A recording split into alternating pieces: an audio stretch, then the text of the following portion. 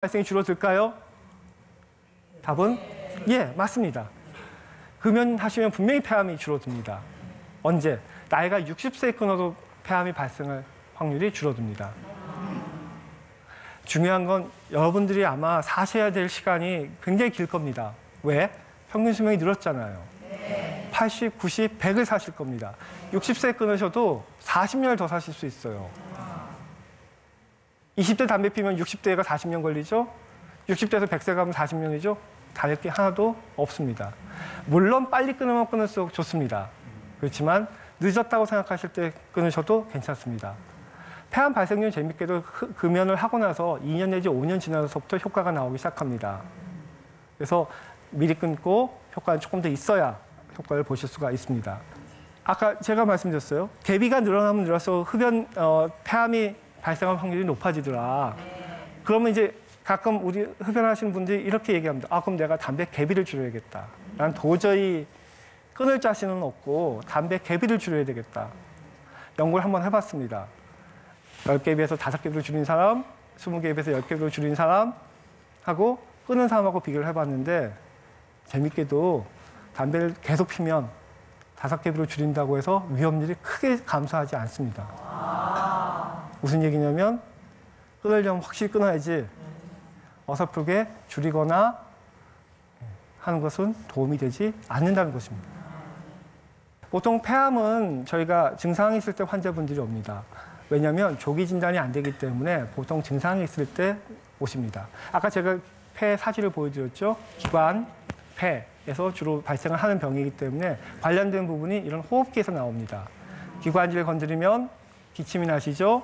예, 거기서 가끔 피도 나시고요. 그다음 기관지가 좁아지면 소리도 나고요. 쌕쌕거리는 소리가 나기도 합니다. 가래가 많이 끓고요. 그다음에 더 심해지면 어떻게 될까요? 기관지가 좁아지니까 숨 쉬는 것이 어려워집니다. 그리고 폐 옆으로는 신경이 하나 지나갑니다. 암이 커져서 신경을 누르게 되면 목소리가 쉬거나 또는 눈이 조금 작아지는 특이한 증상들이 나타날 수 있습니다.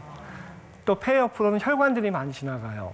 혈관들 누르게 되면 그것 때문에 얼굴이 붓거나 하는 증상들이 나타날 수 있습니다. 담배 피신 분들이 이런 증상을 가지고 저한테 오시면 뭐부터 생각할까요? 폐암부터 생각을 합니다. 그래서 검사를 저희가 진행을 하지요. 문제는 이것입니다. 폐암 환자들이 대부분 증상이 없으세요. 심지어는 4기, 온몸에 병이 다 퍼져 있는 상황임에도 불구하고 증상이 없는 경우들이 꽤 많습니다. 그래서 실제로 폐암이 다른 질환보다 어려운 이유는 사실은 폐암이 조기에 진단이 되면 생존율은 위암이나 대장암이나 유방암과 큰 차이가 없습니다.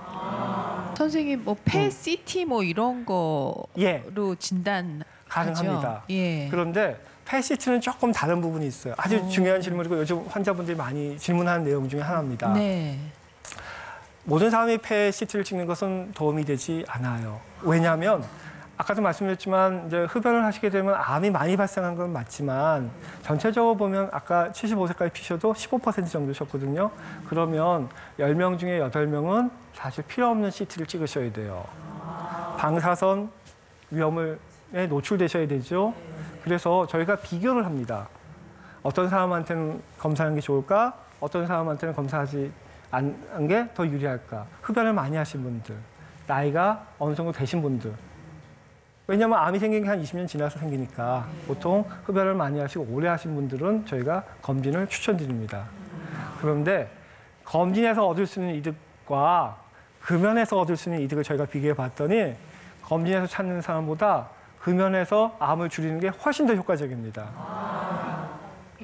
CT 검진하지 마시고 금연하시면 폐암이 걸릴 확률이 훨씬 줄어드는데 굳이 담배를 계속 피시면서 CT를 매번 찍는 것이 과연 의미가 있을까? 한번 생각해 보시죠.